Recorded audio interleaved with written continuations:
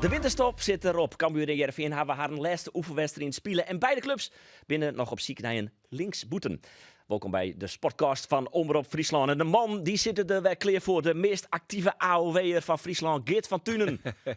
Ja. De voorzitter van de Sjors Ulte fanclub, Andor Faber. En de Escape Room Tycoon van Nederland. En de Johan Cruijff onder de Friese voetbalanalisten. Sander van der Heijden. Welkom, dat is de best. Ja, we hebben die wel een paar keer vaker gewoon in de podcast. Maar ik als analist bij de laatste derby bijvoorbeeld. En ik zit het maar rocht. De beste ons voetbalanalisten werden graag naar je zitten luisteren. En ik weet het of Jum dat ik zou tikken. En ik kreeg een heel soort compliment kregen over hoe stoer op voetbal praat. Oké. Hij hem dat ik. Wat mag hij daar nou op zezen? Nee, hij hem dat ik eens ervaren. Nou, ik denk dat eigenlijk ergens, misschien snap ik het wel, want mensen zeggen dat ook over Arne Slot. Ja. Ja. Dat heb ik er ik bij. Ja. Maar dat snap ik ergens wel, omdat als wij over voetbal praten, het is namelijk helemaal niet moeilijk. Nou, dat is het. Mensen of sommigen die doen net of ze een professor zijn. Maar dat is met trainers ook zo. Hoe moeilijker het je uitlegt, zeg maar, naar je spelers toe, of in een analyse bewijzen van. Ja, je kan hartstikke veel dingen, moeilijke termen eruit gooien, maar daar snapt niemand wat van. En spelers moeten uiteindelijk ook herkennen van een trainer wat hij nou eigenlijk wil. En Ja. hoe moeilijker het wordt om het te herkennen op het veld. Ja. Dus Maar hier zit nog een dimensie extra bij, hè? Want het grote publiek, dat ben consumentenkleer. En die matte begrippen werd hij het over had. Ja. En die gaven hesto. Dat is ding heel weet je wel, als Mark Knopfler vroeger gitaarspelen zei, dat is makkelijk, dat ken ik echt. ja, Maar het is razend ingewikkeld, snap je? Dus Ja. dat is niet, denk ik wel, er zit een twist in. klopt. Want dan lijst het makkelijk uit, Ja. maar de uitvoering en hoe het al je gaat is best wel wat ingewikkelder. Ik weet, je krijgt associeerd met een fanclub trouwens, maar volgens mij binnen je meer die in een fanclub zitten, ja? Een Sjors Ulte. Ja, nou ja, Nee, ik binnen zit, je ik komt zit hier al in de hier Sander van nee, Heijden. nee, maar ik Oh, zit al ja. hier in de Sander van der Heijden fanclub, ja. jongens. Ja, nee, dat is volstrekt duidelijk. Ik zal les. Ik heb een hier weer foto. weer lekker Oh, begonnen. Mike even een anekdote. Ja, lekker anekdote. Even een leuke Ja, anekdote. tuurlijk. Ik heb mijn huis gebouwd en dan maak ik al die rotzooi die ik bewaar hier weer aan dok dat in godsnamek. En dan kom ik al hier zien, want en dan ben ik weer aan het herinneren. En toen kwam ik een fotootje in, Sander, is zo leuk. Dus steerst al mooi mij in een hele ploeg op het bordes van het Cambuurstadion in 1998. Ja, zeker. En dat is een mooi jong kereltje. Ja, jongen. niks Dat is veranderd, jongen. Prachtig, jongen. Het is niks veranderd. Want ik trouwens. Wat zei je toen? Hoe oud was je toen? Dat wie? 18. Ja, precies, ja. Nee, 19 denk ik. Dat Ja, wie jongen die Hamburger niet- die dat, hè? ja. Ja, Hamburger. Ja. Ja. En, maar voor mij was dat ook nog een beeld, en die heb ik nog ergens. Dat was toen een videoband, maar dat is toen een DVD, en nou is dat een stikje. Maar dan stond ik op het bordes en dan liet ik die erepenning van Leeuwarden, kregen wij zeg maar, Ja. een penning voor de ereburger van Leeuwarden. Ja. En die heb ik nog steeds. Ja, heeft hij Ja, nog? dat Ja? vond ik op een of andere manier de Ja. enige speciale prijs, zeg maar, qua Ja. fysieke prijs, die ik nog weet waar die ligt thuis. Ja. En uiteindelijk wie de Marieman die de show echt stal. En dat was ook de sloper, want die kwam met zijn auto Ja, het terrein nog in. Wist je dat nog? Ja, schitterend mooi. Ja, machtig. Ja, Want mooi. mijn collega Arie de Boer, die zit hier gewoon bij, die had ik altijd stellingen. Oh ja. Dan had hij vaak stellingen en daar moet je hem dan vervolgens net op weer omkomen. Ik beloof je hem bij deze, je mooi, daar haast ik weer op weer omkomen. Sander, we beginnen bij die. Ja? Escape Room of Beach Club? Oei. En je moet kiezen. Escape Room. Geert, hey de Jong keert hoe dan ik weer waarom bij Cambuur? Dat betwijfel ik. Nee, het is ja of nee Oh, en we kunnen letter op weer waarom komen. Als trainer, bedoelst? Nee, dat zit er net bij. Dat zit er Keert net bij, hoe dan hè? ik weer waarom bij Cambuur? Nou, zeg ik dan nee. Oké. Spannend, kom maar eens weer op weer waarom. Sander, Cambuur speelt het volgende jaar weer in de Eredivisie. Oeh, en het antwoord is ja of nee? Nee. Andor, Sjors Ulte is de redder van Cambuur. Poeh. En ook daar is de keuze ja of nee. Hij is wel. Nou ja, zal ik dan mijn imago maar bevestigen? Ja. Ik ga ooit van collega de Boer inderdaad het label krijgen, de voorzitter van de Kees van Wonder Ja. fanclub. Ik denk, ik plak hem bij die gewoon even op, of je nou wilt of niet. Is dat blieft mij? Enorm. Escape Room op Beach Club, zei ik. Want eventjes van de mensen die net weten was nou dorst. Ik kan me het eerlijk zijn hartstikke net voorstellen. Ik heb het hier hartstikke elke podcast over de Boca Juniors. Maar welke krant ik hier sla of magazine of website. Sander van der Heijden en Escape Rooms. Wat dat betreft, de marketing erin goed. Ja, dat is ideaal. Nou, ook weer, dus vandaar weer gewoon gratis klaar. Ja, daarom. En dat Ik was wil nog laatst in de wel een VI. VI was dat ook zo. En Ja. Ja, leuk toch? Nee, dat was hartstikke leuk. En ik ben er hartstikke happy mee. Mag ik nog op terugkomen? Of die stellingen? Ja, Of doen we dat straks pas? Nee, de meeste van de publiek die is net meer in het voetbal. Nee. Voetbal wil eigenlijk iets van wel zijn. Ja. Wist ik wel clear mooi. Ja. Ja. Ja. En dan wil ik Al heel haast lang, nou escape rooms en als een beachclubje. Ja, al heel lang. Ja, eigenlijk mooi, ja. Spier al. Ja. Maar alleen op een gegeven moment, dan kom je tot een keuze. Je kan een keuze maken. De situatie is ontstaan dat ik een keuze kon maken. Ja. En dan maakt het natuurlijk ook een stuk makkelijker om iets anders te gaan doen. Alleen, ik denk eerlijk gezegd dat ik niet de enige ben in de voetballerij die het niet, of heel vaak niet leuk vond. Nee. Maar goed, kom er maar eens. Maak die keuze maar eens. Dat is niet zo makkelijk. Nee, dat kan je me voorstellen. Maar moest er wel op even rondkomen dus. Ja, op allebei wel even. Want het was wel heel cru natuurlijk. Ook met Cambuur degradeert, nee. Of blijft hij in de Eredivisie, nee. Nee, hè? Dat is mijn gevoel. Want ik zie wedstrijden van Cambuur waarbij... en ik weet niet hoe het nu is. Hè? Dus het is nu gebaseerd op... Mijn antwoord is gebaseerd op de eerste 14 wedstrijden eigenlijk. Oké. En dat is... er is gewoon te weinig gecreëerd, zeg maar. En kansen missen, oké. Maar er is ook te weinig gecreëerd. Geen kansen creëren is ernstiger, hè? Nou ja, maar er is wel te weinig gecreëerd. Ja. En als je dan kansen creëert en je mist ze dan ook... Nou, dan wordt dat extra belicht. Maar als je meer kansen creëert, kan je ook eens wat makkelijker missen. Hè? Ja. Zo simpel is het. Ja. En dan krijg je als spitsen ook meer mogelijkheden om een goal te maken. En die zijn heel schaars geweest. En verdedigen is niet altijd het sterkste vak geweest, hè, de laatste jaren. Omdat je voetballend veel kansen wilde creëren om goals te maken, waardoor je snelle wedstrijden kan winnen. Dus als het verdedigend niet heel sterk is qua duelleren, zeg maar, in de 16 meter, maar je creëert ook te weinig kansen, dan wordt het een heel lastig verhaal. En, Dus dat, Andor, waar je in de podcast wel vaak bespreken zijn, dat het onder kansen creëren, dat toch wel redelijk oké is. Nou ja, Expected goals, het, wat heen geweest. het is net zo dat ze helemaal niks creëren, inderdaad. Maar ja, Te min. Je bent het wel eens dat ze te min kansen creëren, blijkbaar. Nou, dat gaat een kans creëren. Cambuur die een kans creëert in de eerste helft van de competitie, dat ging in mijn beleving moeizaam. Ja. Dus heel veel moest kloppen om een keer een kans te creëren. En dan is het niet vast genoeg, zeg maar, qua aanvals, vanuit je opbouw, naar het middenveld toe. Mensen extra creëren in zones, ruimtes op het veld, om weer mensen uit te laten stappen. En uiteindelijk ga je daarom kansen creëren. En als jij een keer een bal inbrengt vanuit, ik noem maar wat, vanuit Sylvester van der Water, die op rechts staat, die kapt naar binnen en die draait die bal in. Ja, daar kan iemand een keer tegenaan lopen. Hè? Dat kan een kans zijn. Maar dat zijn niet uitgespeelde kansen. Nee. En dat is gewoon te weinig geweest, vind ik. Just nog wel alles bij Cambuur eigenlijk? Als ik thuis ben... Ja. Maar goed, weekend heb ik het ook al druk met... Escape rooms, zei ik wel. Ja, beachclub, Snake. Oh, Een heel mooi plekje trouwens. Nee, gekheid. Nee, maar als ik thuis ben, dan kijk ik. En ik ga ook naar Cambuur Volendam toe. Oké. Ik ben bij AZ geweest met de 2 jongens. Dus als ik kan, kijk ik. Alleen, ik ben ook heel eerlijk. Ik vind het wel minder leuk om naar te kijken nu dan een aantal jaar geleden. Alleen dat wil ik niet op mezelf op Henk richten. Alleen ik vind het wel minder leuk om naar te kijken. als er was contact, bijvoorbeeld Pascal Bosgaard, die ik eigenlijk weinig, maar mij op die voorspraak naar Cambuur kwam is. Ja, maar dat moet je ook niet willen, denk ik. Of in ieder geval wel privé dan. Maar Hij was collega escape room houden, toch? ja, die heeft Hij de boel verkocht. verkocht, hè? Ja. Maar snap ik wel, want het is, daar had ik ook last van. Je hebt een bedrijf en dat is leuk, maar je bent trainer daarnaast. Dat is eigenlijk 7 dagen in de week. Maar je bedrijf ook. Ja, Dat hakt er wel in. 100%. Ja. Ergens denk je van, oké, het wordt nou wat te veel. Maar En dat privé dus nog wel contact, maar op voetballend gebied net. Nee, alleen dat moet je ook niet willen, want iedere trainer moet zichzelf ontwikkelen.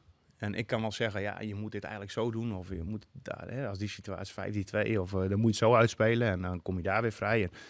Maar dat moet je zelf uitvogelen. Want als ik iets zou zeggen en iemand zou dat kopiëren, maar die heeft het niet in zijn hoofd zitten.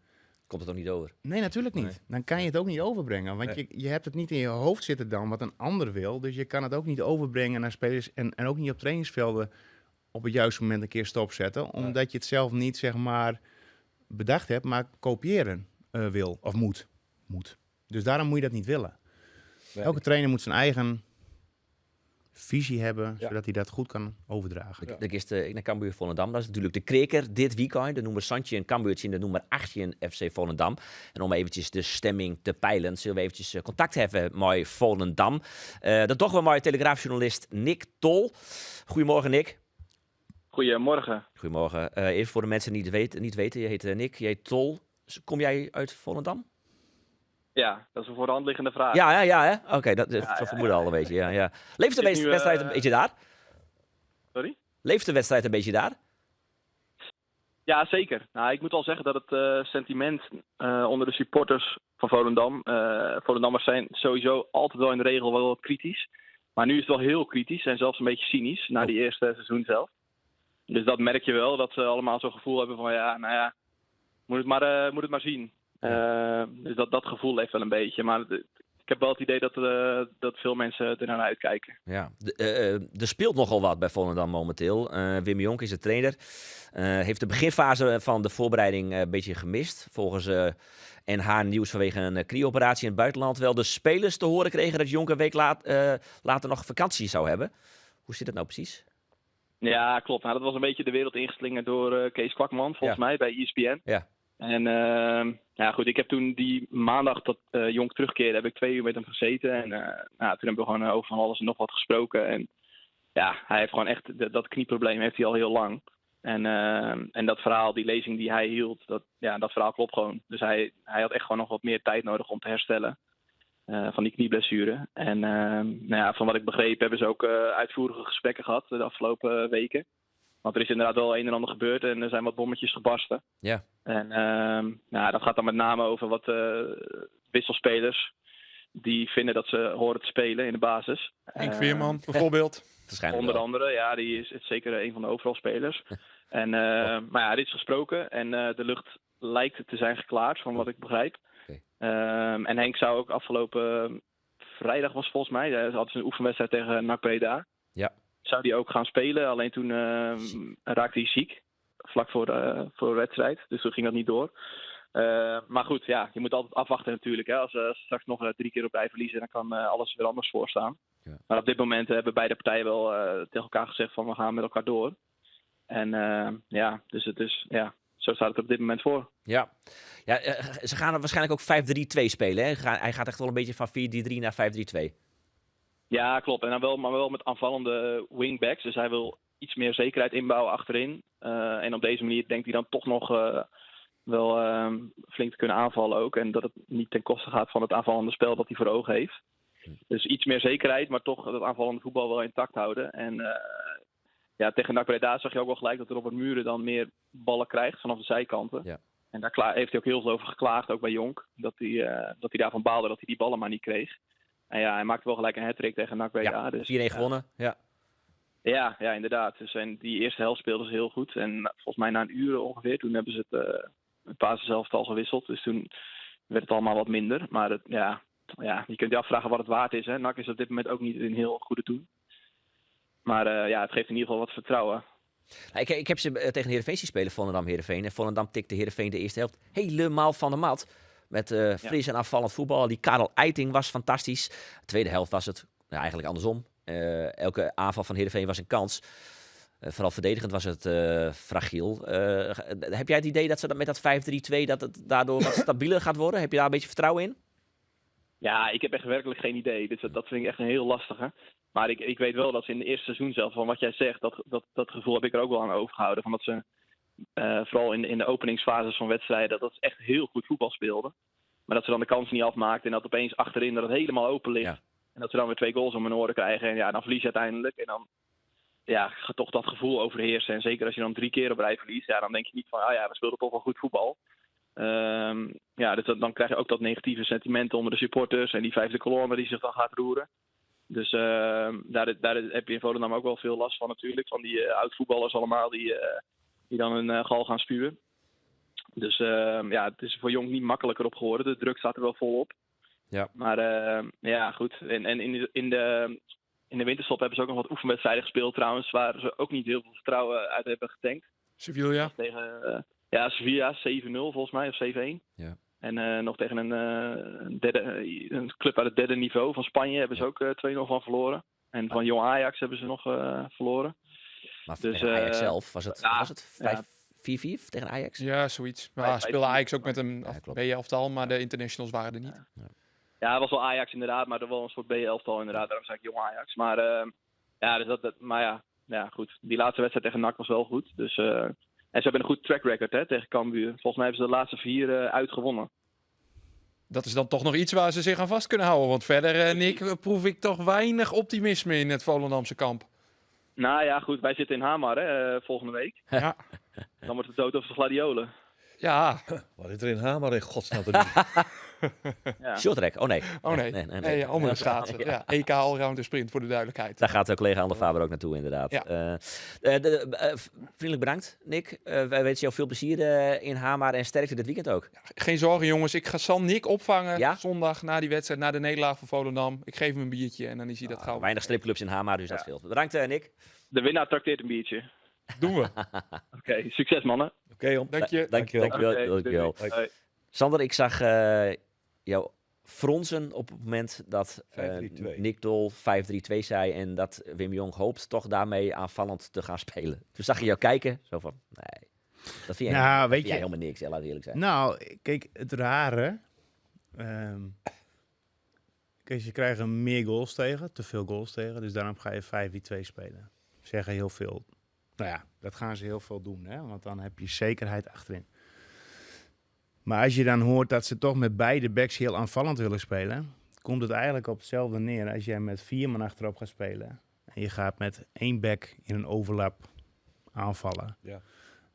Om voorzetten Centrale vanaf de verdediger zijkant te steeds- krijgen. Centrale verdediger steeds doorzetten. Bijvoorbeeld, Ja. daar hou je ook 3 over. Ja. Hè, dus wat is het verdedigend beter op het moment dat je met 5 man achterop gaat spelen, maar beide backs, hè, want het is toch zo als jij met wingback speelt, heel vaak is het zo, als de ene wingback doorkomt, kan die andere wingback moet uit bij de tweede paal komen, zo'n beetje. Ja. Dus je houdt 3 man achterop, meer niet. Zo simpel is het. Heel veel goals worden ook gemaakt uit de counter. Ja, dus als jij, laat ik het zo zeggen, zij gaan nu 5-2 spelen, zodat het verdedigend beter is, met beide wingbacks heel diep. Dus dat is al tegenstrijdig, vind ik, als het zo zou zijn. Maar als jij voorin wil komen met ballen van de zijkant, is dat veel makkelijker met buitenspelers. Alleen dan gaat het erom, hoe speel je het uit? Eerst vanuit achteruit, hè, de spitsen uitspelen. En dat kan tegen een 5-2, 4-4-2, 4, maakt niet uit. Er zijn allemaal verschillende mogelijkheden voor om het uit te spelen met 4 man. En dan kom je op middenveld en uiteindelijk kom je bij je buitenspelers. En als jij dan in een overlap kan komen met je back, met een buitenspeler, heb je daar een overtal. Dan ga je daar heel vaak een voorzet krijgen. Dus alleen dan ga je weer van, als je stel er is een overlap van een back en die buitenspeler geeft de bal mee aan de back. En die back van de tegenstander is weg. Mhm. Als die back, die is dan vrij en die gaat bijvoorbeeld richting de achterlijn rennen met die bal. En dan ga je een voorzet geven. Maar dat is het moment van, goh, wat doet die back als die aan de bal is en hij is vrij? Geeft hij hem gelijk voor, waarbij een spits nog steeds 2-1 staat tegen 2 centrale verdedigers. Of dribbelt hij weer iets naar binnen om een centrale verdediger uit te laten stappen. Ja. En dan wordt het interessant voor de goal. Want dan wordt het voor de goal 1-1. En dan ga je meer kansen creëren. Alleen ja, als jij met 5 man achterop gaat spelen en je gaat je wingback komt aan de bal, nou, dan is het heel simpel. Dan komt er een back die stapt uit op de back. Nou, en dan sta je eigenlijk centraal 2-2. Maar je hebt ook nog een back aan de andere kant. Hè? Die kan naar binnen komen. Dan heb je nog steeds 3-2. Dan gebeurt er helemaal niks. Dus ik geloof er niet in dat als je 5 man achterop hebt, dat je sowieso heel veel voorzetten van de zijkant krijgt. Zijn we er nog, jongens? Ja, Ja? Zeker. dat is volstrekt logisch. Nee, Daarom ja. is het goed dat Arjen je zegt. Want die snapt Dat die eigenlijk middenveeld, niet punt naar vastzet, voren, inderdaad. punt naar achternet. Ja. Dus Nee, maar dat, de dat, zitting... Maar Dus ik snap die logica niet. Mocht het zo zijn zoals Nick het zeg maar uitlegt, hè? ja, Mocht dat zo zijn zoals als dat de reden is, dan snap ik dat niet. Cambuur had natuurlijk een vergelijkbaar probleem in de zin van doelpuntenmatje. Volendam had de meeste 10 doelpunten, maar ik schoot ik zelf te min. Cambuur scoort zelf nog minder. Dat was de laatste oefenwedstrijd van Cambuur. Dat wie een onderling wonnen Ja, dat wie een onderling oefenduel. Ja, dat Liefst is het eerste en het tweede, ja. ongeveer. Ja, daar kun je hem van niet in. Gaat Jos al even voortborduren op die fjouwertreiterij? Of gaat die systeem ook wat verhoren? Nou, in principe wel fjouwe treien. Ik denk wel dat hij het ook meer per wedstrijd beschermd zal. En net, standaard in een bepaald systeem speelt. Wat verhoren is, ja, daar hebben we punten voor en punten achter. Cambuur speelt het nou met 2 controlerende middenvelders en een jippe middenvelder in Stefan. Nam er even bij. Aron Vreet, wie dat van Kaam, Hoedemakers controlerend. Ja. En Jacobs, wie de jippe middenvelder. Betekent dus onder oren dat Paulussen op de bank zit. Malun is geblesseerd. Mauleur, die komt waarom, had ze hier aan het maken. Dus dat is positief. Ik vond Paulussen... Volendam spelen, dan zit hij op de bank? Of? Dat hing het even van de reactie af. Als hij die kriegen had op die laatste oefenwedstrijd. Als dat in principe prima is, Soedi op de bank zitten kennen, Soedi invallen kennen. Dat is dus even een afwachtje. Ik vond Paulussen rond heel frustreerd roen. In de eerste helft op een gegeven moment wie een situatie in een scheidsfluit hoor. En hij pakt die bal en hij shit die bal keihard de lucht in voort. En die scheidsjoch met geel, want die scheidswik instrueert door Ulte en door de staf. Van dan mag het echt Maar serieus oppakken. Maar dat is logisch. Ja, tuurlijk. Die jongen, en ik mag heel graag over Mitchell op, maar dat staat hier los van. Die jongen speelde alles. En Mitchell, die heeft het eigenlijk heel goed gedaan. Ja. Ja. Alleen toch heeft hij veel te weinig ballen nog gekregen, omdat het, kom je weer, het is niet goed uitgespeeld. Heel vaak niet goed uitgespeeld, van achteruit, zeg maar. Hè. Dus dan kreeg de keeper de bal. Virginia. Juist. Ja. Nou, en die schoot die bal naar voren en die heeft niet de beste trap. Dus ja, en dan moet je maar hopen dat die bal ergens valt. En dan, maar goed, Mitchell was wel heel goed. Maar die wordt nou geslachtofferd. Ja. En dat voelt hij. Ja, je bent niet achterlijk. Nee. Het is niet een domme jongen. Dus die voelt aan alles, die gaat niet spelen. Het is wel een snap ik vrij dat wel. behoudend middenveld, toch? Maar als we deze 3 namen horen. Wat Ja, vind het jij is ervan? sowieso behoudend als je met 2 controleurs speelt. Ja. Maar ja, dat is ook een keuze van elke trainer op zich. En dat is prima. Alleen ik zou wel, als je dan met 2 controleurs speelt... Ja, Waar komt dan de creativiteit vandaan? En Nee, hoe moet die bal nou, daarvoor Laat inkomen? hem even uitspreken. Ja, Ja. hij Nou. zou wel... Oh, sorry. Ja. als jij met 2 controleurs speelt... en die laat je echt beide controlerend spelen... Laat ik het zo zeggen, verdedigend snap ik het nog wel. Ja. Alleen ja, als een tegenstander met 2 controleurs speelt... en een 10... Hè? Dan maak je ook keuze, maatje. Daar moet je al door. Dan speel je ook al niet meer met 2 controleurs verdedigend. Nee. Snap je? Dus, Ja. maar als jij aanvallend weer in balbezit met 2 controleurs speelt... Hè, dus je hebt 4 achterop en 2 controleurs... en je hebt de bal achterin... Ja. dan staan daar waarschijnlijk ook 2 popjes van de tegenstander bij. Hè, dus dan heb je daar Ja. 4 man in die zone zitten. Ja. Maar dan heb je centraal achterin heb je de bal.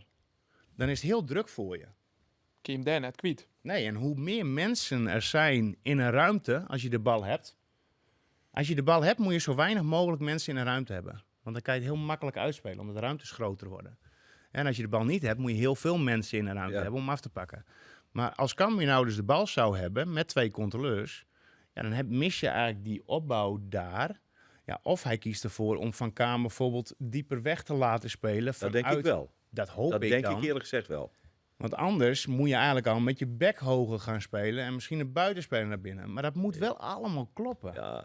Dat is wel lastig. Weet je, als het naar 4-3-3 sjost in de combinatie Bangura-Isa Calon, Mhm. dan gebeurde er heel vaak, was het al beschreven, hè, dat Isa die liet hem zakken en hij kwam er al in Bangura kwam er heen. Ja. De voorzet, of de voortzetting, laat ik het Klopt. zo zeggen, kwam vaak van Bangura. Klopt. En dan stier Calon, die stier achter hem in een positie. Klopt. Dus die kon hem terugleggen, kon hij de 16 meter in. En dan werd hij gevaarlijk. Klopt, maar Isa kreeg elke bal vanuit het middenveld. Ja, Of vanuit een crossbal van Kelvin. een cross, ja. Dat de back van Isa, die was naar binnen gekomen om centraal te helpen, omdat aan de andere kant de bal was. Ja. Dan kwam er een crossbal. Of hij kwam van Mees of van Moulin. Ja. Vanuit het middenveld, omdat ze vrij waren, stapte iemand uit. Die back die durfde niet helemaal door te stappen. En die kreeg een schuine bal vanuit het middenveld. En dat is het moment, zeg maar, dat Isa kon opendraaien. Ja. Maar ja, die backs die werden voorzichtiger. Ja, die dus gingen die naar konden die lopen, ballen ja. krijgen. En dat Ja. was het moment, als die bal onderweg was, was Alex ook al onderweg. Juist. En dan heb je een 2-tegen-1 situatie. Ja. Maar als jij een opbouw hebt, die bal gaat naar Alex toe en Alex speelt Isa in, eventjes van toen, zeg maar Ja. rechte bal, Ja. gedoemd om te mislukken. Ja. Kansloos. Ja. Omdat die back gewoon volledig door kan dekken. Ja. Alleen als jij ballen op je buitenspelers kan spelen, schuine ballen vanuit het middenveld, Ja. omdat jij meer vrij bent daar, ja, dan heb je het eigenlijk al voorbereid om het gevaarlijk te laten Maar de worden. essentie in dit verhaal is dat Bangura onderweg is. Precies, Snap je? Dat maakt het. 100%. Dat maakt het. 100%. Toen ging het om de combinatie Bangura-Isa Colon. Nou zullen het misschien gaan om de combinatie Bangura-Milan Smit. Nou, Brijs die er al vreet. Die positie is ultra heel botziekende. Het zei wel genoeg dat in de laatste 2 oefenwedstrijden Milan Smit en Michael Breidendel zit binnen. En net Mambimbi en Balk. Oh, nee, Klaar. Nee, Maar in eigenlijk alle 4, laat we eerlijk zijn, alle 4. Balk heb ik al een keer wat over gezegd. ja, wist niks. Nee? Wat zou ik weer die zo op de training die inspelen bij die? Nou ja, bewijzen van.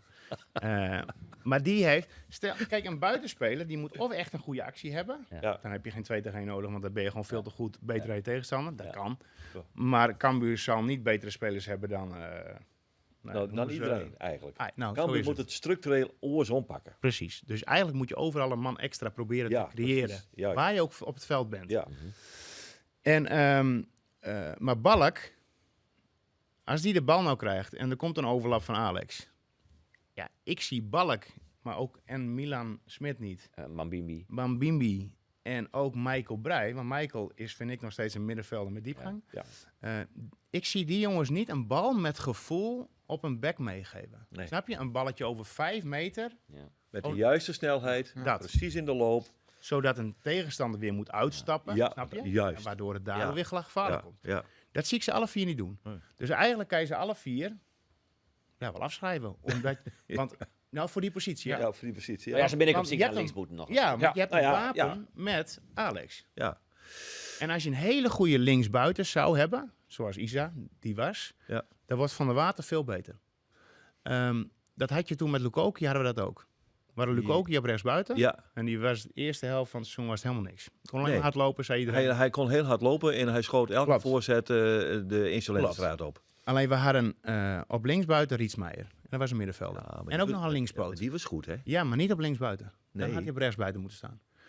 Maar Lukoki kon niet een bal met links voorgeven. Nee. Dus Lukoki moest hebben van zijn snelheid. Ja. Maar we hadden niet een linksbuiten waar gevaar vandaan kwam. Ja, omdat Rietsmeijer echt een hoge middenvelder was. Ja. Dus wat krijg je dan? Dan, ja, je bent niet verrassend. En je hebt één kant waar je gevaarlijk kan worden. Maar toen kwam Manu. Ja.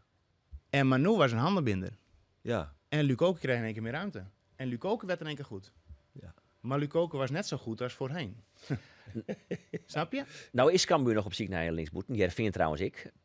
Ik ga even zitten ziekjen op linksboeten. Op Nederlanders. Kan Marietje Namtje in. Het binnen net een heel soort. Nee. Grappig nog, kan ik Elvis Manouche in. Ja. Botev Plovdiv speelt het er nou in de Oké. Bulgaarse competitie. Noem het zien. Speelt het er wel altijd. Had Sank gescoord. Ja, maar hij moet Raakt tot het einde van dit soort in rit een warreisje, hè? Want dan speelt hij voor de verkeerde tegenstander. Hè? Het rekkel is die. Machtig mooi. Speelde hij voor Feyenoord. Daar stond toch ook bij. Zeker. Dat was toch bizar om te zeggen. Net dan. Ja, hij, Ja. ja, maar het verhaal, hij is een Feyenoorder en hij speelde derde. Ja. Hij was helemaal in de war. Maar het publiek hemelde me helemaal op. Hè? Want die is een beetje cultheld hè, in de Kuip. Maar goed, wij kregen Manu. daar toen op 0-0 kregen we daar 2 kansen. Waarvan Manu 1. Ja. En toen kwam die Graziano Pelle ging naar hem toe. Zei, dat vlek je ons nooit weer. Als je hem, Je bent Feyenoorder, zei hij tegen hem. ja, zeker. Dat ga je Maar niet doen. Je bent Feyenoorder. dat ging volgens mij om Champions League ticket, hè? Volgens mij wel. of- Ja, dat zou best eens kunnen, ja. Ja, dat zou was best met eens Koeman kunnen. Ja, Ja, maar dat is wat hij in het veld, door zijn spel, ik weet niet precies, maar hij kreeg het veel te jaren zeker. kappen met die handel. Dat is Feyenoorder. Niet doen. Dat En zou die ik jongen, wel zien. hem. hij raakte helemaal in de Zeker. war, jong. Hij raakte helemaal Dat in kan de ik me war. wel herinneren. Het was echt het was bijna Toen had je hem Hele, wisselen. hele lieve jongen. hele lieve jongen. Ja, ja toen. Toch, toen had je hem eruit hellen. Al heel Ja, diep. zeker, ja. En toen moest hij die hele maar vierkant toen ging je omrennen. gewoon even een Ja. eerrondje maken. Hij maakt een ererondje, hè? Ja. Maar dat deed hij ook nog gewoon. Hij had ook niet door van, nou ja. Hij had het niet in- Nee, hij hij vond hij was- prachtig, jongen. Ik ben een volle kuip. En, ja, Ja. dat was toch mooi? Ja, En toen ging hij ook nog, heeft hij ook nog eventjes in de kleedkamer gezeten bij hun. Ook om, kijk, het was een hele lieve jongen. Dus hij heeft niet iets kwaadaardigs bedoeld. Totaal niet. nee, maar, Echt niet. Hij werd toen zelfs gehuurd van Feyenoord? Of Ja, dat, ja. Wat zei je? Hij werd ook gehuurd. Ja. ja, we huurt, ja. Ja. Is er nog wat nam? Die Cambuur misschien? Ja, dus duidelijk Cambuur wie echt heel dicht bij Mats Seuntjes. Mondeling akkoord. Hij hier Seuntjes die eigenlijk al tas zijn dat hij naar Cambuur komt Dat zoeken. natuurlijk net een linksboeten is, maar oké. Nou ja, het is geen linksboeten, nee, maar hij zoekt daar spelen. Ja, Die dat spelen snap daar ik, bij dat snap ik, Fortuna. maar- En op die linkerkant wel heel goed. Ja, voor het, oké. En dan had ik weer iemand die naar binnen komen kennen, rond de meidje Ja. kennen voor Die kan wel Bangura. een balletje Die kan wel meegeven, een zeker. Ja, ja, wel. vol Ja. goede traptechniek. Ja. Ja, hij het kan Maar het is weer. heel oors dan Balk of Mambibi. Hele Ja, oors spelers, dat 100%. bedoel ik meer. Ik weet 100%. het, dus zo zie ik net een echt linksboeten. Dan Ze zie je, wat ze belangrijk vinden is iemand met ervaring ek. Iemand die tussen al wat ouder is, wat meer mij maken het. De groep ek wat mij krijgen kan. Daar wien ze dus echt heel dichtbij. Alleen er gebeurde wat in de privé situatie. Ik leeuw skiën, hoe ik bij de band in de buurt bleef. Nou ja, zijn broer, we kennen het verhaal. Wel zeuntjes het kanker, Wel zeuntjes zijn broer, kanker, ja. Dus uiteindelijk is die naar RKC gaan. Maar ja, die wie eigenlijk al zo goed als binnen. Verder is het qua naam restig. Ik jette de namen van Mohamed Tabouni nog. Speelde nou bij Feyenoord. Had ik bij AZ spelen. Onder andere Talent. Nederlands kampioen worden. Maar wereldkampioen worden met Nederland onder Santje. Zou ik het zeggen. Een aantal Ierlien. Ja. Dat is echt weer een beetje zo'n middenvelder die... Wel een goede voetballer, vind ik hier. In de KKD wel een pikje spelen zo bij jongens zet. Maar Ja, net een echt dat is, linksboeten. nee, dat is echt Nee. net een speler mij ondervinding. Dus in die zin past hij weer net in dat plaatsje al. En ja, door zei ze het al, door haast nam zocht. Ja, ze lezen Nee, ja, het ik oprapen. heb wel eens een rietje van... ik dacht, Sontje Hansen, die speelt dus een gruttalent bij Ajax. Kiest die hier, misschien hier. Maar kijk, als je nou dan naar de selectie kijkt en je gaat naar namen van Balk, Brei, Mambibi ja. en Smit. Smit. Ja. Ja, dan is er maar... Er is op dit moment denk ik maar eentje daar in die selectie, als je zo wil spelen met Alex, die een balletje normaal mee kan geven. En dat is Paulussen. En die heeft ook wel linksbuiten staan. En dat is een Ja. beetje hetzelfde type als een Seuntjes. Spelen die bij Rode zeker net als linksboeten Ja, zelfs? ja, hebben wij ook al, hebben wij hem ook al Die hebben hem ook als linksboeten. Maar wij hebben hem ook al eens in de spits neergezet. Ja. En kijk, dat is een jongen die ziet ook ruimtes waar hij vrij kan komen. Hè, dus waar moet ik komen omdat mijn tegenstander twijfelt, bijvoorbeeld. En dan doet hij nog een stapje, 2-3 stapjes of 3-4 meter. Zakt hij wat in, zodat hij nog meer ruimte krijgt. En het is wel een jongen die met zijn rechterpootje op links een bal kan inbrengen. Ja. Die Malun een bal kan daarachter, Paulus meegeven. links, Vlaat toch? Winner. Ja, maar Malone die gaat er niet achter spelen, want ze gaan met een 10 spelen. Dus Ja, dan je hebt ook geen diepgang meer vanuit je middenveld van twee kanten dan, hè, omdat je een 10 hebt. Ja. Maar als je dan... laat ik het zo zeggen, ik kan het me niet voorstellen dat in balbezit dat ze met 2 controleurs spelen en alleen Jacobs op 10. Kan ik me niet voorstellen. Want je hebt diepgang centraal, maar want Jacob staat echt op 10. Ja. Ehm, Jacob is wel veel onderweg. Hè? Die is ja, wel- maar je loopt alleen maar tegen... Waar loop Ja, je tegen? Fuiken ja, eigenlijk. Tegen een heleboel verdedigers. En het is niet een jongen die echt, zeg maar, creatief is. Nee. Dus ik kan het me niet voorstellen dat zij in balbezit met 2 controleurs blijven spelen, eerlijk gezegd. En we hebben nog het spitsenprobleem. Want Ulrikes scoort net meer. En- Ja, ho. Laatste 2 wedstrijden. 2 doelpunten. Ja, hij is echt in Oké, top. dus hij is on fire. Nee, het wie natuurlijk in een oefenwedstrijdje NAC en die onderlinge oefenwedstrijd waarin hij een doelpunt maken. Maar Ulrikes is tweede spits, dat is helder. Tom Boer is de eerste spits. Het vertrouwen kregen in de oren. Wieken had ik 2 doelpunten maken. Ja, de vraag is natuurlijk wel, is Tom Boer goed genoeg? Want dat had hij, en ik shut mijn boorman al. Die scoort het. Nee. Die scoort het, nee. Dat had hij natuurlijk nog net Sjanlit en toen hij bij Cambuur spelen. Het eerlijk Boer is best. net goed genoeg? Nee. Nee. Niet meer. Niet meer, nee. Nee. Oké. Was hij wel, hoor. Voorheen. Ja, voorheen. Toen in die Ja, tijd bij zeker. Twente. Die bij Twente. En, zeker. ja, toen was hij goed. Maar nee. Zo zou Ulrikes in de spits zetten. Ja. Ja, hè? Waarom? Nou ja, omdat ik... Kijk, Ulrikes, die hebben we het laatst ook nog al. Ulrikes, die is best wel afgemaakt. En dat snap ik snap heus wel, als je niet scoort, dat je dan kritiek krijgt. Maar hij is in de lucht sterker dan Boeren. Als je toch wat op de counter speelt, is Ulrikes ook niet snel genoeg. Nee. Kan nog wel eens wat zijn lichaam beter gebruiken, omdat hij langer is. Maar Boeren gaat eigenlijk alleen maar vallen dan, zie je vaak. Ja, zo is het. Ja, nee, oké. En ik ben bij AZ geweest, Cambuur AZ. En op 0-0 kreeg Cambuur een dot van een kans. In de tweede helft. Ja. Dat was een moment vanuit het druk zetten. En toen kreeg Balk op een gegeven moment de bal. Die veroverde de bal, of die kreeg vanuit de kluts een bal. En die liep de 16 meter in vanaf links. En die keeper kwam uit. En hij hoefde alleen die bal maar breed te tikken. Want Uldricke stond helemaal alleen voor de goal eigenlijk. En die kreeg toen zo verschrikkelijk veel commentaar, Uldricke, dat die bal er niet in ging. Maar die bal van Balk, dat was de slechtste bal die je kan geven eigenlijk. Maar hij kwam wel aan bij Uldricke. Dus iedereen zegt van ja, maar hij geeft die bal voor. En hij kwam ook aan. Alleen hij moest gewoon voor hem langs. Maar hij was 30 centimeter te veel achter zich. Ja. Dus hij moest hem aannemen. Nou, dat is eigenlijk het moment dat iedereen daar weer bovenop kan vliegen. En hij mist die kans. Maar het wordt pas echt een kans als Balk dus die bal gewoon half voor hem langs geeft. Kan hem gewoon voor zich langs laten lopen. Met rechts stikt hij hem binnen. Ging je er 1000% in. Maar hij wordt dus afgerekend op die kans die bijvoorbeeld die mist. Terwijl, vind ik, de aangever is daar debat aan. Ja. Uldricke zoe bij Speedy, ten koste van Boeren. Als ik deze twee in de selectie had wel. Ja, maar Liever een andere gaat, maar... Andere Uldricke of Boeren? Nou ja, ik zoek nou ze van jouw Boeren maar eens een kans. Oh. De hele eerste seizoenshelte het Uldricke in de spits stien. Hij straalt ik niks meer uit. Het is net met de Uldricke's van vorig jaar. Hij rent er als een hoopke ellende. Rent hij daar om in het veld. Ik weet net wat er maar helemaal nog aan is. Nou, we hebben het hier ook al wel zo aan. Je matte iets beziekje. En ik vind jouw Boeren een kans. En liet hem een aantal wedstrijden steen. Jou maakt een serieuze kans. En dan kun je dan altijd zeggen van oké, we kiezen toch voor Uldricke's. Maar jou een kans. Maar hoeveel wedstrijden heeft Boeren nou gespeeld? De laatste voor de winter? Net volle. Had Nee, ik maar- een skop blesseerd West. Dat draaien in de basis? Of De laatste wedstrijd speelde Uldricke in ieder geval niet. Nee. Nee. Hij had net volle spelen. Maar had ik dus een skop blesseerd West Boeren. Dus daar had het ook mee te krijgen. Ik wil even waarom naar Volendam. Want we hebben nog wel een telefoontje met een oud-speler van Volendam. Marco Tol is natuurlijk nou een speler van Cambuur, die ik bij Volendam spelen had. Weet je nog meer spelers die het van Volendam en Cambuur spelen hebben? Robert Muren. Robert Muren. Heb ik nog even bezocht de Berlin, maar die is net zo van in de Nee, buurt, hè? die had er net vol. Nee. Ik weet het wel, denk ik. Het is ik heb een heel rijtje, hoor. Oh, ik denk jij gaat een bellen. Ik denk, Ja, nou... Keestal? Nee. Maar die heeft wel dag. Nou, die heb ik hier niet eens op het lijstje staan. Nee.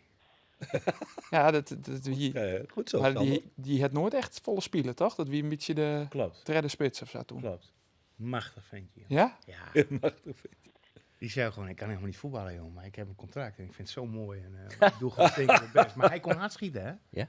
Ja, die was doelgericht, hoor. Ja, hij kon wel. Maar hij was heel jong en die genoot ook van het leven. Ja. En die is nou... daarna werd hij schilder. Ja, prachtig figuur, joh. Wat hebben we gelachen met hem. Ja, echt leuk. Robert Muren, nou, Kees Tol. Wie hebben we nog meer? Schouten. Ja. Luirink. Gijs Luirink. Gijs. Ja, had jij ook niet, hè? Heb ik ook niet. Nee. Gijs Luirink. Jan Bruin. Oh ja, Ja, en Legend. Brian ook, ja. Kevin van Kippensluis. Jeroen Ketting. Charles Dissels. Erik Weg. Nick Dodeman. Joris van Rooyen. Joris van Rooyen, ja. Rob Hilbers. Dan gaan we... Robbie Hilbert. Dan gaan we een stukje terug, hoor. Diep Ja, terug maar in de die- tijd, dat jongens. is mijn tijd, hè? Ja. Dat was dan was hij Ja, heel lang Ja. geleden. Nee, niet iets. Met die ogen Ja, met die ogen van hem, ja. Ja, mooi, hè? John van Wensveen. Och, John van Wensveen, ja, man. Ja, dat is ver voor die tijd, Sander. En Nou komen we in Ja, mijn precies. leeftijdscategorie. En Nico Runderkamp. John van Wensveen, die had ik bij Heerenveen spelen trouwens.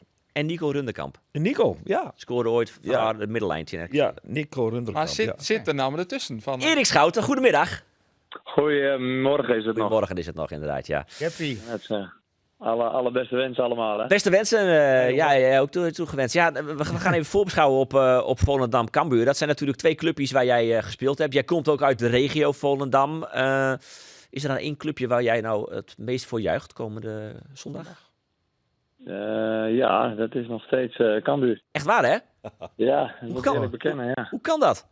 Ja, dat heb ik de 3 beste jaren van mijn carrière gehad, denk ik. Ja. En de mooiste jaren. Hoe kwam dat? Ja, Heide, dat is maar één ding, hè, Heide. Nee. Goeie trainer, hè? Goeie assistent-trainer, hè? Ja, zoiets. Ja, Barto was heel goed. Ja. Hoe vaak heeft Sander gezegd als je die bal naar de links- of rechtsback speelt, hoe vaak kreeg je dan op je flikker? Ja, op het begin heel vaak. Ja, Maar goed, dat deden we daarna niet meer. nee hè? Was het klaar? Speelde hij hem wel op Isaac Colon? Ja, zat er wel diepte in het spel. En toen ging het lopen. Hè? Ja, Zo simpel is het allemaal. ja. Is het, nou ja, je beste tijd is het ook dus ook je mooiste tijd geweest bij Cambuur tot nu toe? Ja, allebei. Ook mijn beste inderdaad. Het was natuurlijk het spel wat bij mij achteraf het beste paste. En dat kwam ik er pas achter dat ik er was. En als je nu terugkijkt, is dat het spel wat ik het liefste speel. En uiteindelijk zijn het ook natuurlijk 3 geweldige jaren geweest. Met heel veel hoogtepunten. Ja, nou, Ander, hij had toch ook wel kunnen verlengen bij Cambuur? Of zit ik dan mis? Hij had wel kunnen verlengen. Henk de Jong die wilde wel met hem door. Alleen beide partijen zijn er niet uitgekomen. En dat is de reden dat Erik nu bij Willem II in Tilburg speelt. Bij de nummer 7 van de KKD, Erik. Wat heb je nou gedaan? Wat voor beslissing heb je kan toch genomen? niet, Erik, man. Jij kan de Eredivisie toch wel aan? Als Sander weer was teruggekomen, had ik ook gewoon bijgetreden. Nou, dat gaat niet gebeuren, geloof ik. Nee. Ja, dan kom je in een escape Dan room kom je, ja, terecht. precies. Dan kun je in de beachclub werken. Maar meer Vindt niet. hij ook leuk? Zo, Is hij ook dat al kan ook geweest, leuk hè? zijn. Ja? Is hij geweest? Ja, Kon zeker. je het? Nee, de beachclub ook. Oh, Beachclub. Oh, sorry. Ja, ik dacht zeker. escape room. Sorry, oké. Ja. Zeker. Ja. Dat was net, dat was een weekje voordat jij, een paar dagen voordat jij rondkwam. Ja, inderdaad. Toen had ik nog geen club op dat moment. Volgens mij. Dat was de Graafschap, hè? Of Willem II. Ook, ja. Ja. Almere. En toen heeft Ja, Sander nee, nog even inderdaad. advies gegeven. Sander heeft nog even gezegd, hij zegt, je moet vooral niet... goed. Nee. Nee, die zei, je moet vooral doen waar je goed gevoel bij hebt. Ja. En waar jij denkt dat je veel plezier gaat beleven. Als ik kijk naar jullie selectie, dan denk ik, nou, die gaan er zeker meedoen om de plekken 1 en 2 voor promotie. Maar jullie staan 7e. Zonder dat we nu in een volledige analyse komen over Willem II. Maar hoe kan dat? Ja, daar ben ik het helemaal mee eens. Ik vind ook dat wij veel hoger horen te staan. Ja, het is allemaal weer even anders. Voor mijzelf ook weer even anders dan ik bij Cambuur gewend was. Daar dachten we vooral vanuit balbezit. En hier wordt er ook een balverlies, of tenminste eerst naar balverlies gekeken, daarna balbezit. En ja, ik denk dat het in deze selectie, dat je juist naar balbezit moet kijken, omdat je Willem II bent. Ja, maar... Ja. Dus, maar goed, daar zijn we mee bezig. En ik hoop dat we dat snel om kunnen keren. Heb je spijt van je keuze om niet bij Cambuur te blijven? Nee, spijt zeker niet. Ik bedoel, het was gewoon 100% keuze waar ik achter stond. En ja, in het voetbal loopt het wel eens zo, toch? Dat het wat minder gaat. En, Tuurlijk. ja, dan moet je er vooral voor zorgen dat je met z'n allen weer er bovenop komt. En, bij Cambuur gaat het natuurlijk ook niet heel goed. Dus in dat opzicht... Ze mogen bellen. Hier gaat het niet zo goed en daar gaat het niet zo goed. Dus in dat opzicht is daar geen verschil in. Alleen het niveau is natuurlijk wat verschil. Cambuur zou op zich nog wel een goed opbouwende centrale verdediger kunnen gebruiken, toch? Mooi, ja. Oh, ja. Ja. Je weet ook niet wat hier Erik weer in petto heeft, hè? Maar ja, dat is wat Erik ook zegt. Het is waar je... waar in eerste instantie waar je basis ligt. Kijk, als jij... wij dachten altijd vanuit balbezit. En kijk, want je kan vanuit balbezit... kan je ook heel goed verdedigen eigenlijk. Want als je heel goed aan de bal bent... dan staat een tegenstander heel vaak zo... dat als ze hem hebben of veroveren... dat ze niet heel veel kunnen...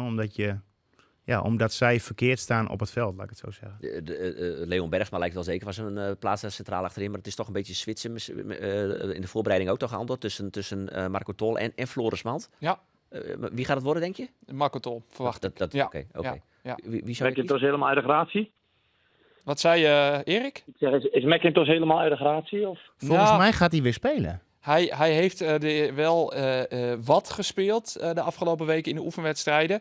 Hij is ook zelfs derde aanvoerder geworden. Wat natuurlijk ook wel opvallend is voor iemand die in principe niet speelt. Maar nee, ik denk niet dat hij veel meer zal zijn dan een stand-in. Oké. Vind jij daar wat van, Erik? Nee, ja, ik heb McIntosh natuurlijk erg hoog zitten. Ja. En ik vind dat die, ook wat Sander net zegt, als je denkt aan de bal, dan kan je nog heel veel aan Kelvin McIntosh zetten. Maar je bent ook, dat zeiden we toen ook altijd, Erik, je bent allemaal koppeltjes, hè? Ja, jij was een koppeltje met Kelvin en een koppeltje met Alex bijvoorbeeld, hè? Of met David Sambisa toen hij nog speelde. Je bent allemaal koppeltjes met elkaar en met Mees, een trio. Maar kijk, als Kelvin bijvoorbeeld, die is meer voetballer dan verdediger, terwijl hij wel goed kan verdedigen, eerlijk gezegd. Maar dat moet wel matchen, zeg maar, met zijn linkercentrale. Daarom, ik weet ook niet wie er gaan spelen. Of die Bergsma gaat spelen. Of Tol links centraal. Ik weet ook niet met wie hij een klik heeft, hoor. Dus nee, snap ik. dat is... lastig. Want ik weet ook nog wel goed, de allereerste trainingen waren dat bij DTD. Zo. Of de eerste wedstrijd? Ja, nee, de eerste wedstrijd. Gaat over eerste oefenwedstrijd, hè? Ja. Als je dan een bal verliest en je staat 2-1 achterin tegen de spits. Dat Kelvin als rechter centrale altijd voor zijn spits kan spelen als jij maar achter hem zit. Snap je? Dat soort Mooi, hè? afspraken zijn dat eigenlijk. Ja. En dat moet wel matchen. Dus als Kelvin dat bijvoorbeeld nu niet heeft met Tol of met Bergsma, maar zij hebben dat wel met elkaar. Ja. Klopt. Ja, dan ga je al snel zeg maar voor een koppel wat meer bij elkaar past. Eigenlijk. Nee, helemaal eens. Alleen ik durf niet te zeggen hoe dat nu... en Nee. dat jullie net Smant ook zeggen. Ja. Ik weet ook niet hoe die... Ik ook niet. ik heb begrepen dat hij het in de voorbereiding ook wel aardig had gedaan. Ja. Ja. Ontwikkelt zich ook wel goed hoor, die jongen. Ja, vind ik aan de Ja, bal heel leuk. sterk. Ja. Ja. Leuk om te zien. Wat staat er op het programma voor jou vrijdag, denk ik? Rode SC thuis. Zonder Jurgen Streppel, dus dat scheelt. Ja, dus die binnen. En zondag in het stadion, Erik? Of, Nou, ik had eigenlijk verwacht dat jullie me zouden uitnodigen vandaag. Snap ik, ja. Oké. Nou, bij deze. Je kunt, Je kunt bij mij je kunt aanschuiven. naast Geert zitten. Moet je zo nu en dan even iets roepen op de radio. Zo nou en dan hou ik je microfoon voor je neus en dan roep je even een paar verstandige teksten. En voor de rest red ik me er wel mee. Schouten, dan gaat je vrijdag, jongen. Verstandige teksten. Makkelijker beroep is er niet, hè? Nee, dat hebben wij uitgevonden. De verbinding valt weg ineens. Ik weet het niet. Ik hoor het niet goed. Hey Erik, hartstikke bedankt dat je eventjes wilde aanschuiven via de Maar je telefoon. bent welkom, Erik. Ja, Ja, dank jullie wel. jullie, ja. Die komt dus niet. Nee. Hey Erik, hartstikke bedankt. Succes met Succes Willem vrijdag. Ja, Ja. De volgende keer eens een keer. Rustig aan. Hoi, hoi, hoi, hoi. Ik word echt ouder, maar ik krijg al die van die flitsen dan. Nou heeft een keer naast mij zitten bij MVV. Kun je je dat nog herinneren? Jazeker. Je scorstel blesseerd, weet ik net meer. Ja, of... En toen zei hij, Ja. dat is wel blesseerd. Maar daar is eigenlijk helemaal niks aan de hand. Met Maar een hier is de weg kaart. niet- maar hier is de weg niet zin hoor. Ja, ik had weer Maar dat was weer heel leuk. We spelen, die wedstrijd speelde 10 minuten. Toen zei hij tegen mij in de uitzending, we moeten even op die keeper letten. Die kan ik in hout van. Oh ja, dat vraag ik. Dus je moet even druk zetten op die keeper, dan skopt hij hem altijd naar de verkeerde. Ik denk, wat heeft hij het in godsnaam over? Ja, prompt jongen, die keeper die scoorde weer in een Cambuur won die wedstrijd. Ik ga het zo Prachtig lachen. mooi. Joh. Dat ziet er en dat zag ik dan. Ik ben helemaal net. Wist wel dat dit dan ik niet Nee, beperkt. maar nee, jongen, hou op. Dat hoeft ook niet. Nee, maar ik vond dat wel briljant. Ik weet joh. ook niet hoe je flansen dit in elkaar even. Dan denk ik ook van, oké, dan moet je dat wel weten. Dat zou ik niet kennen. Ja, maar ja, zus toch? Oh, dat Ik is weet heel nooit bijzonder meer. even. Even Maar... op die keeper letten. Jongens, ik wil even de switchmaatje naar een serieus onderwerp. Henk de Jong. Een man die daar natuurlijk na aan het ligt. Sander. Ja. Geert had juist op Nijsdij bij hem West. Ja. We praten er samen over waarom. Eerst eventjes luisteren naar je fragment. Uit het interview daar stond met hem Hoornesten over de operaties die erom zitten komen. Die hij onderging, Henk de Jong. Ik ben jij juster, ben ik in het ziekenhuis geweest, in het Loon, ergens. Een groot ziekenhuis, top ziekenhuis. En dan ben ik bij een geweldige neurochirurg geweest. En die gaat me opereren. En het wordt best een risicovolle operatie, dat weet ik wel. Had hem ik al even verteld, riocht uit. Het wordt wel mooi trouwens. Het eerste wat er zei ik nou voor Heerenveen ben. Ik zei helemaal niks. Helemaal niks. Dat is weer een fantastisch hier. En die man had gewoon humor, vind ik machtig. Hè, maar... ja, en dan zit ik binnen nou en 2 maanden ben ik aan de beurt. En dan zie ik in die kisten, dat is zo'n rond ding. En die gaan ze, zat hij het no site, gaan ze één kant erin, dan hou je het leeg, hè, zodat die drukkerijk ook gaat. Ken ik wel dat er helemaal doorheen gaat, dus dan kan het hersenvocht er direct wat doorheen. Dat kan je hier del, een heel iets stukje nog, maar dat kan dan ik helemaal doorheen. Nou, en zag je er dat, ja, voordeel kan je te bereiken, dat is druk. Van dat denkje, er zit zo'n ja, wat het precies is, weet ik net is. Maar dat regelt mijn eigen al, ja. Dus als ik druk krijg, of in de auto's rijden met flitsende luchten, of ik ben in drukte met protte prikkels, ja, dan is het gewoon dubbel. Hè. Of dan er zitten gewoon nuddels in mijn eigen, die worden eigenlijk uit. Ik krijg eigenlijk de rillingen om mijn lief. Als ik hoe die operatie in ook gaat, ja, je hoeft er bij te wezen. Maar daar had altijd contact met Henk. Door het juiste West. Had ik wel geregeld contact met Henk. Wat is je gevoel? Hoe gaat het met hem? Ja, nou ja, het gaat precies mooi wat hij nou vertelt. Ja, hij realiseert hem donders goed dat dit niet risicoloos is. Nee. Maar hij wil, en dat is ook wat hij letterlijk zei, het letterlijk van, Ja. ik wil weer gewoon Henk worden. Het volledige interview zit op uw website Ja, trouwens. zit op de Waar website. argumentjes Dus het is, ik begreep hem wel. En ik zoek het, ja. En ik heb medische publicaties zien. Ik heb ze daar ook. Ja, Dat is goed, je verdwalen er haast in. Ja. Maar het is een enorme lab tekst en onderzoeken. Maar het komt hier op del dat met de nieuwe technieken die er binnen het risico op het mislukken, zeg maar, volle lietser worden Ja. binnen als voorheen. En dat ze nou daarom een operatie verantwoord vinden. Ja. Maar er zit altijd een risico op zo'n operatie. Ik krijg het gevoel als ik hem zei, dat hij hier heel trots deze arts die het hem benaderde had via LinkedIn, Ja. ze bij mij hem thuis was, dat hij hoopvoller wordt hier worden. Zeker, zeker. dat? Ja, zeker. maar dat is hij ook. Dat is hij ook, ja, maar, zeker. maar hij heeft ook wel zin in de operatie. Ja. Dat klinkt gek, maar Nee, nou ja. hoe sneller, hoe beter eigenlijk, want hij wil van die klachten af. Hij hoopt binnen 2 maanden, ja, op die... Ja. Maar hij realiseert zich heel goed dat het ook heel spannend is. Ja, dat is Hè, dus, ja, maar ja, hoe die zich nou voelt, of tintelende handen, hè, ja. s'nachts in één keer, of dat soort... Het zijn hele rare, wazige, akelige, vervelende... aparte dingen bij irritante erin. klachten allemaal. Ja. En dat plopt zo op. En Ja. daar is natuurlijk weinig aan. Hè, dat denken wij kunnen het ons voorstellen, denken we. Dat kunnen we ons niet eens melden. Maar hij voelt dat zo. Ja. En hij voelt ook natuurlijk, hij wordt geopereerd. Wij kunnen natuurlijk, ik heb ook al tegen hem gezegd van ik snap wel dat je... Nee, ik snap het niet. Maar het is spannend. Zei hij. Ja. Het is ook spannend, ja. Dat is ook spannend. Goh, wat is dat moeilijk voor jou, hè, voor Henk, om dat zeg maar wel... Want de ene dag denk ik van, nou, oké, we gaan die operatie en dan is het weer klaar.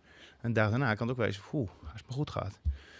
Ja, want Precies, dat is eigenlijk wat er aan de hand is. Wij zeiden, het is spannend. Daar zei Maar hij hij voelt mooi, dat. het kan ik misgaan. Nee, maar hij voelt dat ook natuurlijk. Ja, natuurlijk. En hij ondergaat het. Dus je kan je helemaal geen voorstelling maken eigenlijk. Maar goed, ja, dat is heel spannend. Dat vindt hij ook spannend. Maar hij heeft er wel zoveel zin in eigenlijk. Omdat het daarna, de kans is heel groot, dat het daarna weer goed is. Ja. En dus Nou ja, gratis door het voordeel natuurlijk. Maar het is Vossa dat in dat interview je moet ik hebben en tenminste Diana, als je vrouw had dat neemt van nou dan kun je misschien wel weer trainer worden. Iets in die context. Ja. Die zijn vrouw het zijn, Diana het zijn, dan mag hij gewoon weer trainer worden. Ja. Punt. Nou. Ja, maar dan mist Diana heeft nou een mooi bedrijfje. En dat ga ik wel even noemen. Want dat hebben wij. Ja, zeker. We sturen nog een tikje straks. Ja. Maar Frieske cadeaus, dat heeft Diana nou opgezet. Ja. Frieske cadeaus. Maar nee, gekheid. Maar dat is hartstikke leuk. Dat doet ze leuk. Alleen Henk is koerier. Nou, Henk is ook... Henk die helpt daar eens even. Ja, ja. Dus als kerstpakketten, dan brengt hij dat even om. Dat heeft hij bij ons ook gedaan. Dus ja, dan kan Diana natuurlijk zeggen van... dan wordt hij maar weer trainer. Maar ja, dan moet ze iemand anders in dienst nemen. Want dan, of ze moet zelf rijden natuurlijk. Ja. Maar nee, gekheid. Nee, maar dat Maar- is zo. Maar... Ja, ik weet niet of hij dat wel doet. Ik heb tegen hem zijn, nou heeft ooit een channel en ander wie er echt bij. Dat hij zei van nou, als ik dan een hier of 60 ben, dat is hoe 2 hier. Dan liep het mij wel leuk om scout te worden voor Cambuur en het liefst in samenwerking met Gerald van der Belt. Ja. Dat is wat hij wel heel graag wil. Ja. Dat gaat ook niet lukken, want Gerald van der Belt die kiest straks een ander pad. Die gaat bij Cambuur wel. Het stadion is dit, Gerald en Art weg. En dus is die samenwerking eigenlijk op voorhand al iets sluiten op die leeftijd van Henk. Maar het is wel die scouting van Cambuur, dat is wel een organisatie, een onderdeel van een organisatie wat volle better mat.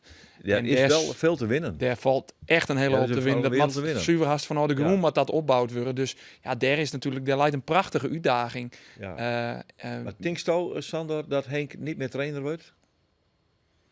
Nou, op dit moment zeg ik, die wordt niet meer trainer. En ik krijg het gevoel dat het een beetje aanraden is. Maar Nou, dat weet ik hij niet. wordt Nee, hetzelfde keuze natuurlijk. Maar ja, kijk, het gaat erom dat je uiteindelijk gelukkig ergens van wordt. Ja. Ja. Kijk, wat ik ongelooflijk vervelend voor hem vind, is dat hij is 30 jaar trainer, 35 jaar trainer. Overal succes gehaald. Ja. En nu eindelijk de waardering heeft gekregen, wat hij al veel eerder had Moeten hebben. moeten krijgen. Ja. Maar nu eindelijk ook contractueel. Ja, want zo werkt het ook, hè? Ja.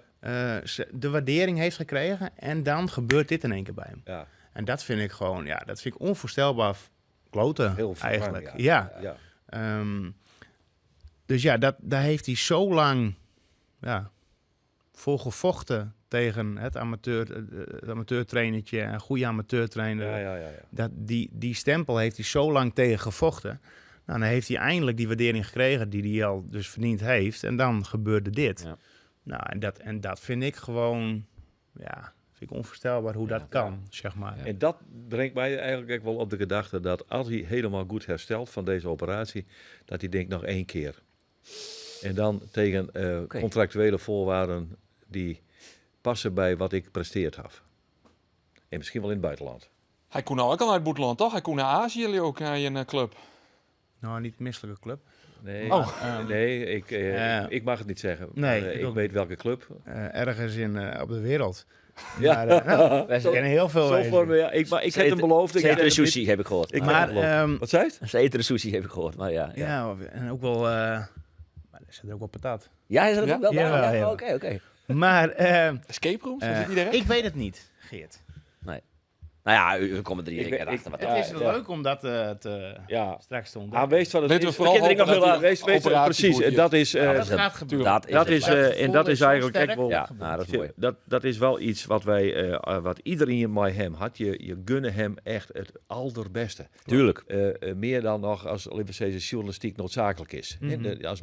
Je bent altijd als mens Klopt. heel erg betrokken op hem. Klopt, En dat het niet iedere trainer maar een journalist en 100%. omgekeerd. Maar het is allemaal Het gemeend. is wel hij. En hij meent het Ja. 100%. Absoluut. En dat is wel wat mij enorm aanspreekt. Ja. Je gunt hem het allerbeste. Ja, tuurlijk. zo is het wel. Ik hoop dat hij echt gezond wordt. Omwille van de Tiet, maar we richting Jereveen nog eventjes, want dat zal wel het Tiet, heb ik net. Nee. Maar ja, ik had het idee dat Nee, het zit weer nog meer bij Jereveen komt, dat kan weer. Nou ja, nee. Klopt Ja, toch? ja, zeker. Zo'n voetbal bij Kamp. Nee, niet meer trouwens. Oh, Niet is hij meer. weg? Ik kwam Oké. daar wel wekelijks uiteraard. Maar ja, de middelste die heeft daar gevoetbald, een aantal jaren. Oh, niet en, meer. alleen die had er geen zin meer in. Nou ja. Goh, is het hier Ja. vandaag? Wonderbaarlijk Dus ik hoef geen DNA-testen doen. Wat één van mij is. Nee, maar die had er echt niet heel veel plezier in. Voetbal naar Bowenes of... Ja, en die wilde stoppen. En, dus die mocht door. Die zat in onder de 15 bij Heerenveen. Maar die is gestopt. Dus die voetbalt nou lekker fietsen bij ONS. Op een leuk niveau trouwens. Maar niet meer Nee. ambitie. Als je het wel leuk vindt, daar Ja, weet ik zo het is van. Dat is het allerbelangrijkste. Jereveen had natuurlijk hoeveel wedstrijden spelen, oude Roen, wat weet ik alweer. Vreed, Vreed. in FC Twente. Oh, ik ben helemaal de dagen helemaal Ja, maar die feestdagen, ja. nemen we die dat net in 2 jaar. 2-0 Flen van FC Twente. Ik kan nog Was hij er in de spits? Amin Sar stie in de punt. Voor Berhaan ziet hier 2 weken, of iets van een week. Ik weken. dacht ik weer heel kwijt. Hij ziet hier. En die opperen natuurlijk heel erg van Amin Sar in de punt. En die zou zelfs van Hooydonk zo naast me op de bank zitten als ik tegen wijze zo. Dus je weer in je goedkeurend knikken. Ja. Ja, snap ik volledig. Ja, nou ja, en ik had Kees verwonderd dat ik naar je voorlijn van Fopper Haars vertelde hetzelfde bij u in de podcast. Hij zei ja, dus ik heb het idee dat hij het ik wel jet hier. Maar hij maakt het, en dat moet ik dan voorlezen, de vergelijking tussen Amissar en Mbappé. En oké, niet qua niveau natuurlijk, maar qua type spelers. Ik vind Sar echt goed. Ja. Ik vind hem echt... Mbappé speelt het dan op links binnenboeken Ja. en dan Giroud in de spits bij Frankrijk. Ja. En hij vergelijkt het daar dus maar Van Hooydonk in de punt en dan Sar. Maar het gebeurt ook wel eens dat Giroud er dan uitgeeft en hij Mbappé in de punt speelt ingeeft. Ja. En dat is een beetje wat hij maar Ik snap die vergelijking wel, want ja, op een heel ander niveau. Nee, Maar het komt wel op hetzelfde neer. maar toch zo het over ik was in de punt spelen. Ja, want ik vind Van Hooijdonk gewoon niet... Wat heeft hij nu echt voor subtop, hè? Punten maken. ja? 6 tot nu toe. Nou, ja. Vind ik niet heel bijzonder. Nee. We zagen het 2, nou toch? Nou, hij speelde nou, en hij speelde nou maar al haast dan op de linkerkant. En hoeveel Van assists Amersfoort heeft, Sar? op het zien. Weet ik niet uit de hollen, maar net een heel soort. 3 of jou, wat denk ik. Nou, in het begin had... Elke goal die Van Hooijdonk maakte Ja. in het begin... Maar Dat wie was een toen assist Vitesse? van... was een Vitesse, assist van wie Sar. maken van Hooyd ook een hat-trick en toen joeg Saar 3 assists. Maar daarna is het net volgens mij wat opdroegen. Ik heb hem mijn coach van het jaar hoorn, dus elke keer... Ja, ik. Ja, weet je van, krijg je punten. Altijd, Zo, maar ja, hij ja. was net zo Ik vol vind op hem, ja. ik vind Nou, hem in ieder geval trouwens. heel goed. Ik vind hem ideale spits en bovendien, maar dat heb ik al eerder zijn, hij verzin het kapitaal van Heerenveen. En dus vind ik dat je hem op zijn beste positie deel zetten had. Van Hooydonk wordt hier, het gaat naar dit seizoen weer voort. Dus ik vind dat Sarri in de spits spelen mag. Ja, Maar daar zal de trainer misschien geen rekening mee houden natuurlijk. Die speelt gewoon maar het beste team. Maar wat kun je nou dan in RKC? Nee, ik denk dat Sally in de punt keert, maar Van Amersfoort erachter. Hij is heel bot te spreken over Van Amersfoort. Ik ga meerdere interviews met hem doen en ik zelf als ik met hem speel, dan hier die het heel erg over Van Amersfoort, die het gewoon goed doet. Is natuurlijk een speler die komt in de section en een man doelpunten scoort. Had trouwens in Polen heel goed in. Er wie zelfs nog even interesse van Schalke, maar zal je naar teruggaan. Vervolgens hij is hem transfervrij nou Dat is een oppikken. goede speler voor Heerenveen. Ja, dat denk ik. 100%. En dan Olsen op rechts en dan links. Ze binnen dus op ziek naar linksboeten. Maar Ramayel Has, die spelen daar al in de wedstrijd. Zo kennen dat hij daar ik weer speelt. En dan is het jouw rijden. En nog wat waarom? En op natuurlijk weer in de goal. Ja, Ja. en Maar kan een oertje in Twente. kan die middenvelder, Heerenveen heeft ook zo'n kleine middenvelder, zo'n Halilovic. technisch... Ja. Maar die maar vat. Oh. Die mag weg. Rami kijkt maar ik vat. Ja. Ja. En zo, het middenveld komt dan met Tahiri en Haaien. Ja, maar ik zie hem dan dat niet wel als middenvelder, maar meer op links. Ik ook. Halilovic had ook wel vaker op links Ja, gespeeld. dat zou ik nog kennen, ja. Halilovic Ja. kan op links. Van Basten Snap je? spelen. Vind ik, dat ben ik maar niet eens. Bij Jansen spelen vaak op links. Maar de Aron, jongens, ik ben al meer aan de oeren dwan. Het is toch wat. Ja, we kunnen nog wel heel lang terugkletsen. Nee, Ook is dit weekend naar het EK Sprint en Allround Ja. in Hamar. Geert is dit weekend bij de Kraken dus, Cambuur Volendam. Ja. Ja. De snijden, die hele trein. Snurrenmiddag ging ik om Arjen zien we de broek een plaatsje rijden. Plaatjes draaien. Ik ben snuttermiddag om jou 4 in Waalwijk bij RKC Heerenveen. Het is alweer weer bij ons Maar is bij mij in het programma. live. Right. Maar dat wel vandaag? Dan mag je toch Je wel mag beide minder bij mij. plaatsjes draaien. Dan Oh draai ja, ik Mike minder- trouwens, ik bij daar in het programma. Ja, dan moest ik bij mij. Ik omarm je hem als vrienden. Maar Erik Schouten. Wat wordt het, Snijn Sander? 1-1. Ik bedoel, Zit er beide ploegen niks meer op. Nee. En Cambuur helpt het dus net. Op basis van de eerste 14 wedstrijden. Nee, ja, als er niks bij komt, dan zie ik het zo... Nee, Nee. dan zie ik het niet... Die rekensom ik hoop het, laten Ja. we vooropstellen, ik hoop het natuurlijk wel, maar ik denk dat Volendam en Cambuur... als de selectie zo blijven, wordt het niet spannend. Nee, dan moet ze... Die rekensom hebben we alles maken. Er zijn 20 wedstrijden te gaan. Ze hebben 8 punten. Er moet nog minstens 27 bij. 27 wedstrijden en 20 wedstrijden. Ja, doeg. Dan moet je de helft winnen. jongens. Ah, 9. We gaan dan lekker op een Gaan we optimistisch uit. Gaan we zo afsluiten. Sander, hartstikke bedankt van die komst. Succes maar die, wat wie het ook weer? Beach Club, hè? Beach Club. Oh, en En Escape Room. Escape Room. Dank u. Ons weer de volgende week. Hoi.